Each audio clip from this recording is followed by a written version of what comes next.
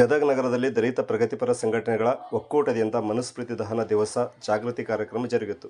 ಗದಗ ನಗರಸಭೆಯ ಆವರಣದಲ್ಲಿರುವ ಡಾಕ್ಟರ್ ಬಾಬಾ ಸಾಹೇಬ್ ಅಂಬೇಡ್ಕರ್ ಅವರ ಪುತ್ಥಳಿಗೆ ಮಾಲಾರ್ಪಣೆ ಮಾಡಿ ಸರತಿ ಸಾಲಿನಲ್ಲಿ ಮಹಿಳೆಯರು ಗಾಂಧಿ ವೃತ್ತದವರೆಗೆ ಮನುಸ್ಮೃತಿ ಅಳಿಯಲಿ, ಸಂವಿಧಾನ ಉಳಿಯಲಿ ಎನ್ನುವ ಘೋಷಣೆಯೊಂದಿಗೆ ಜಾಥಾ ಗಾಂಧಿ ವೃತ್ತಕ್ಕೆ ತಲುಪಿ ಮನುಸ್ಮೃತಿಯನ್ನು ಕಸದ ಬುಟ್ಟಿಗೆ ಹಾಕುವ ಮುಖಾಂತರ ಜಾಗೃತಿ ಕಾರ್ಯಕ್ರಮ ಯಶಸ್ವಿಗೊಳಿಸಿದರು.